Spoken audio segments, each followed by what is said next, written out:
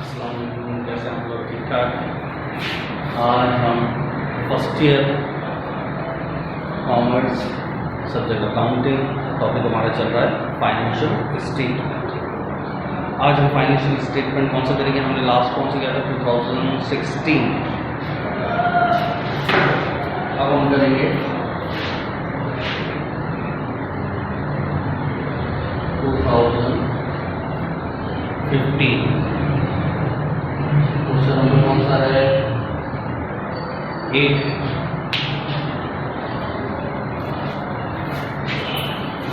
हाँ, question number 8 2015। सही है। सवाल पढ़ लेता हूँ।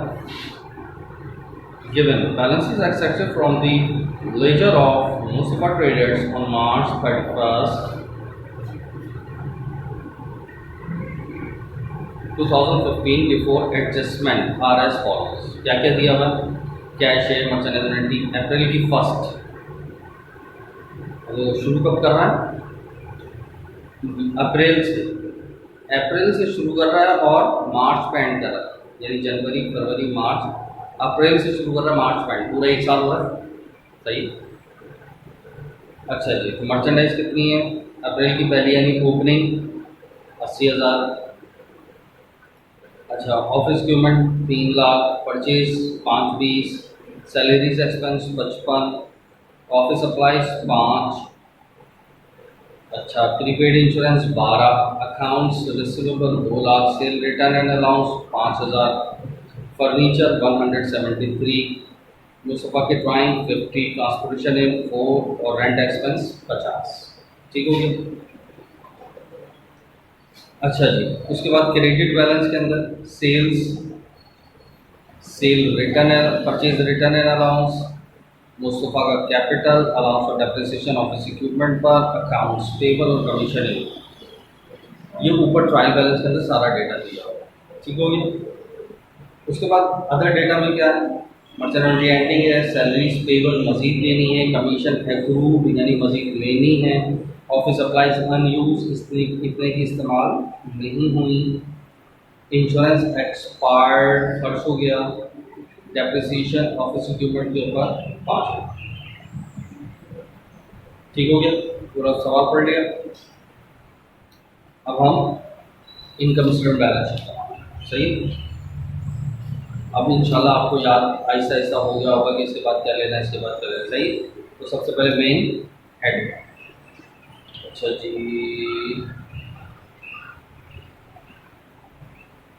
ये बेटा की बैलेंस शीट बनी या बोर्ड की तरह होनी क्या है? मुस्तफा ट्रेडर आपके ऊपर मेन हेडिंग डाली।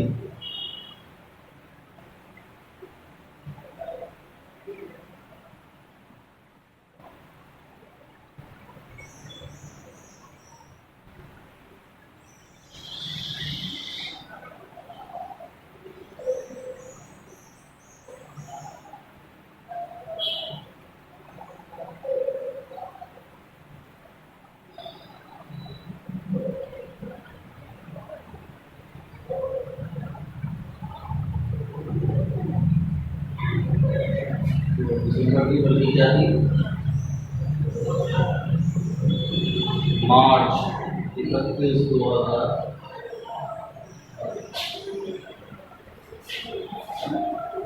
ठीक हो गया।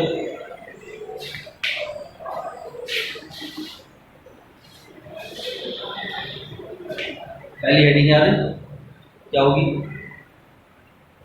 सेल्स।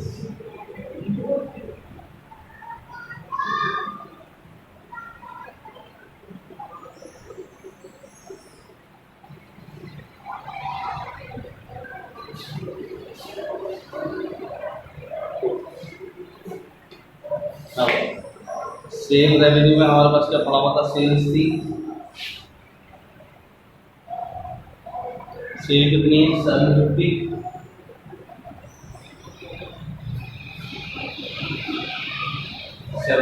सेल क्या लेस होता है इसमें से? रिटर्न और डिस्काउंट। तो चेक करते हैं है या नहीं।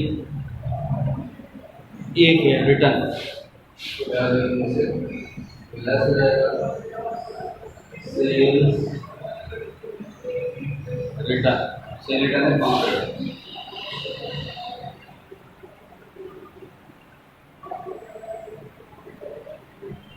ये क्या चीज आ गई?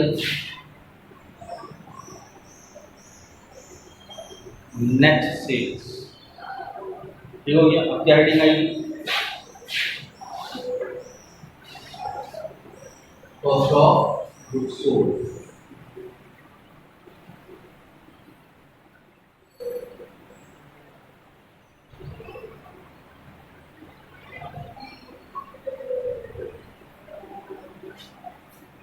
कॉस्ट ऑफ गुड्स सोल्ड के लिए सबसे पहले क्या ले लो?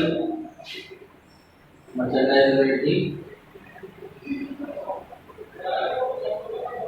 ओपनिंग। ओपनिंग मेरे पास कितनी है? 80,000। फिर इसमें क्या ऐड होता है? परचेजेस।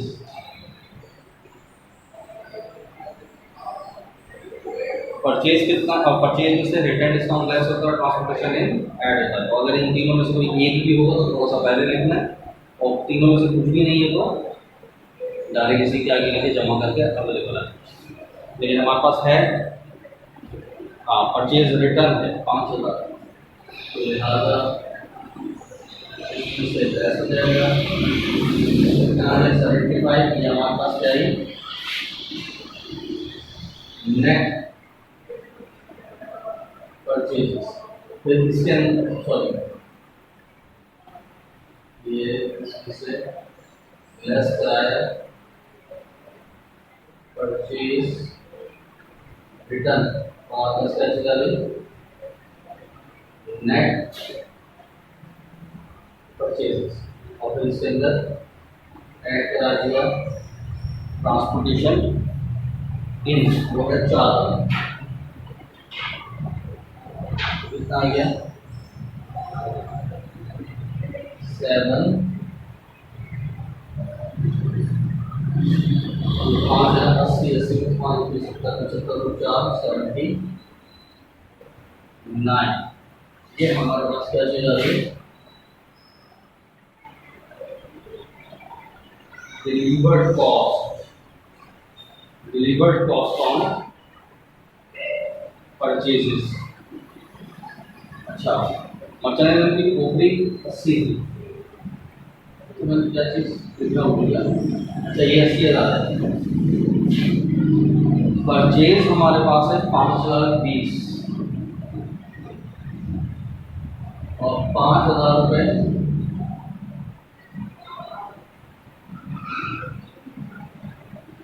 रिटर्न हुए, तो नेट आ गई 515, और उसमें ट्रांसपोर्टेशन चार्ज जमा हो गया, तो हमारे पास आ गया 519। यानी डिलीवर्ड कॉस्ट आ गई 519। इन दोनों को जरा ऐड कर लेते हैं, तो 599। ये हमारे पास क्या चीज आ गई? Goods available for sales. फिर इसमें से क्या जा सकता? Merchandise inventory ending. एंडिंग हमारे पास पड़ेगी क्लोजिंग 1,00,000। तो लेस करा दो 499। ये हमारे पास आ गई क्या चीज जो हम निकालना चाहते थे? Cost of goods sold. अब इसको ऊपर में से लेस कर दो,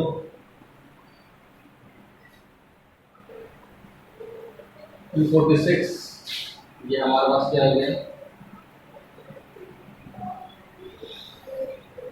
ग्रॉस प्रॉफिट। क्लियर हो गया? अब क्या करना भाई? Operating expense.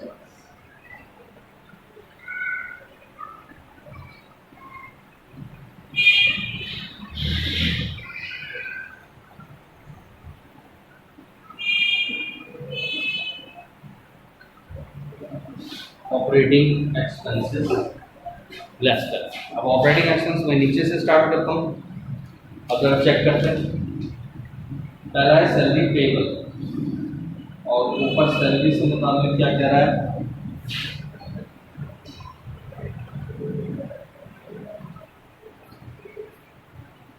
सैलरीज एक्सपेंस 55, खर्चा है 55 और नीचे कह रहा है 5 और देना है, तो कितना हो गया 60। सैलरीज एक्सपेंस कितना हो गया 60। सैलरी के बाद कमीशन की काम देनी है। ऑफिस सप्लाईज, ऑफिस सप्लाईज, यहाँ कह रहा है ऑफिस सप्लाईज अनयूज, दो के तो इस्तेमाल ही नहीं हुए। ऊपर लिखी थी सप्लाईज, सिर्फ सप्लाईज यानी बची हुई थी 5, अब कह रहा है बची हुई रह गई 2, तो खर्चा कितना हो गया 3। इंश्योरेंस, इंश्योरेंस एक्सपायर्ड, खुद ही बता दिया खर्चा है 8, ऊपर पढ़ने की जरूरत नहीं। फिर है डेप्रिसिएशन 5, नीचे वाले सारे हो गए। ऊपर देखते हैं कुछ बचा हुआ। हाँ, रेंट, तो ये ऐसे सारे रेंट है 50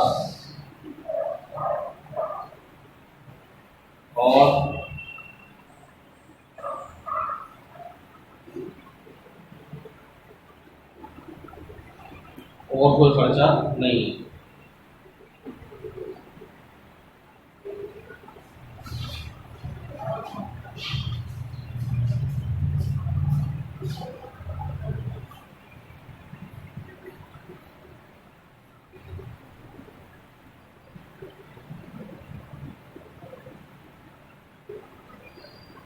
बस अभी जमा करो, कितना हो गया 60 50 एक 10 एक 20 और एक 26,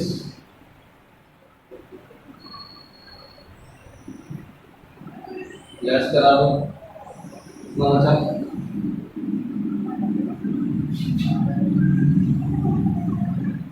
46 26 20 एक 20, क्या गया ऑपरेटिंग प्रॉफिट।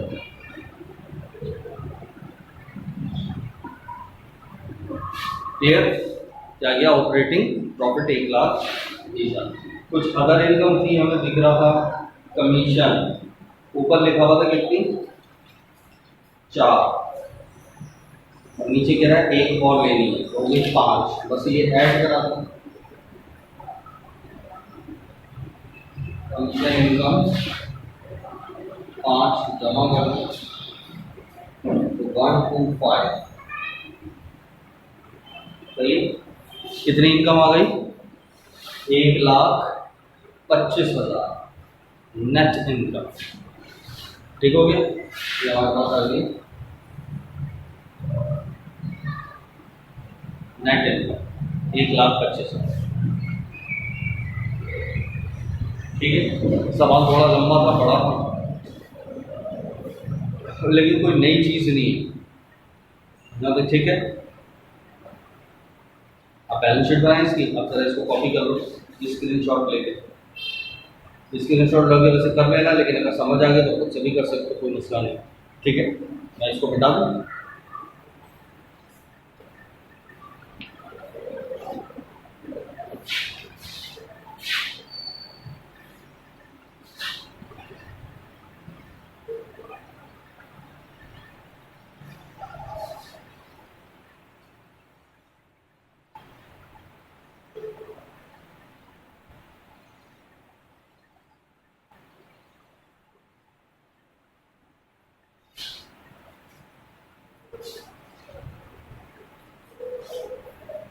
अब हम क्या बनाते हैं बैलेंस शीट।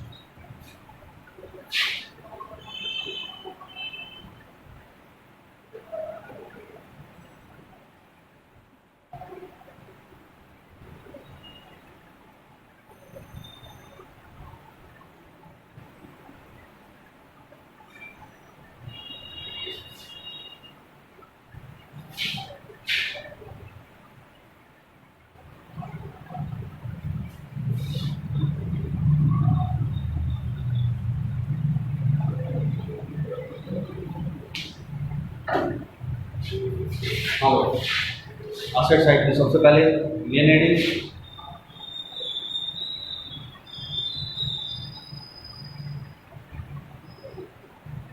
करंट एसेट्स यहाँ पर,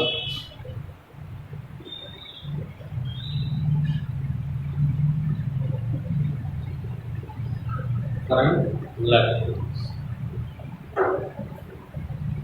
हाँ, अब याद होनी चाहिए आपके पास क्या क्या आता है इसके अंदर। कैश, बैंक, अकाउंट रिसीवेबल, कोई और receivable, merchandise ending, supplies, prepaid. सही। अब देखते हैं हमारे पास क्या क्या है। कैश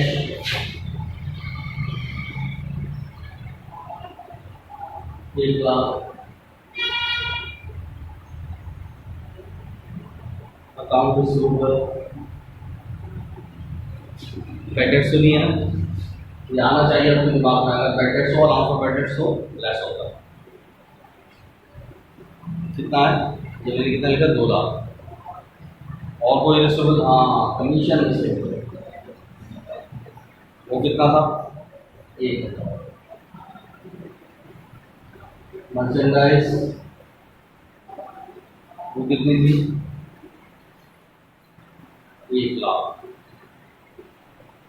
ऑफिस सप्लाईज में कितनी, 5,000 बची हुई थी। फिर एंड में क्या करा है, 2 बची हुई हैं, तो 3 खर्च हुई। हमने एक्सपेंस में 3 लिया था, तो 2 बची हुई।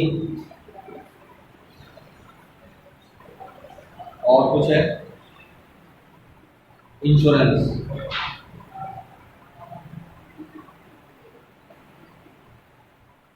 इंश्योरेंस क्या था, उसने डायरेक्ट बता दिया ना, 8 खर्च हुआ, तो उसका बाकी सब बचा हुआ कितना, 4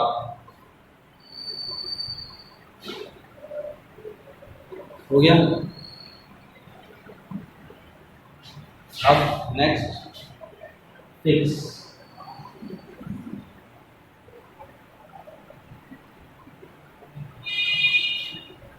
अब फिक्स में हमारे पास क्या पड़ा हुआ, ऑफिस इक्विपमेंट का, ऑफिस इक्विपमेंट कितना था, 3,00,000। तो थोड़ा पहले से लिख रहा हूँ क्योंकि इसके ऊपर लेस करना है अलाउंस फॉर डेप्रिसिएशन का। अब अलाउंस फॉर डेप्रिसिएशन देखो, पहले से कितना था, 25, और इस दफा कितना हुआ था, 5, तो कितना हो गया, 30।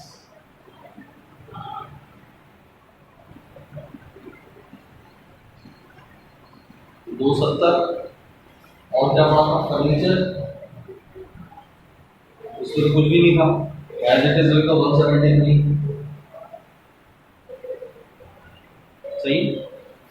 लायबिलिटी में एक अकाउंट्स पेबल था और दूसरा salary payable.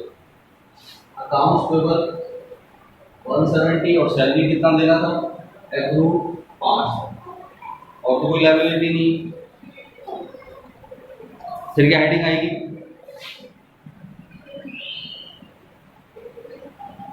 Honours equity. Honours equity में हमारे पास क्या पड़ा हुआ, कैपिटल, कैपिटल का 6,00,000। इनकम आएगी तो ऐड, और लॉस आएगा तो लेस। तो हमें नेट इनकम कितनी आई थी, 1,25, और अगर ड्राइंग आई तो लेस। ड्राइंग कितनी थी, 50। सही। तो 675। सही है। अब इनको आमने सामने बैलेंस करो, ये 75 और 75, 1,50,000, 2,50,000, 8,500। ये आ गया हमारे पास टोटल इक्विटीज। अब ये भी 2,500 8,500 आना चाहिए, तो ये आ जाएगा टोटल, कर लो 7,00,000, तो ये हो गया।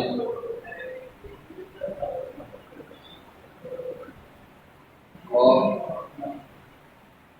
8,40,000, 8,40,000। अच्छा, 3, 4, 5 और 5, 10, 50 पूरा हो गया बैलेंस। ये आपका ये सवाल है। अगर वो कोशिश करना आगे से आगे, आगे से आगे, आगे से, लाजमी नहीं हमने पूरे एक एक फाइव के सारे सवाल एक जैसे भी हों तब भी सोल्व करता, सही। बस ये नेक्स्ट 1-2 क्लासेस के अंदर या 3 क्लास के अंदर ये 100% सवाल खत्म हो जाएगा, सही। उसके बाद फिर कुछ ऐसी चीज़ें भी जो भले पेपर में एक्सक्लूड भी होगी, उनको भी थोड़ा सा एक आध लेक्चर देके ओवरव्यू देके वो भी बाइंड अप करो, ताकि कम से कम आपके पास नॉलेज हो। भले पेपर में नहीं आना, लेकिन नॉलेज जरूर हो थोड़ी सी कि भाई अच्छा ये है। भले आप प्रैक्टिस ना करो क्योंकि पेपर में नहीं आए, लेकिन पता थोड़ा बहुत जरूर हो, वरना जिंदगी में पता ही नहीं चलेगा वो भाग जाएगा। ठीक हो गया, सही। अल्लाह हाफिज़।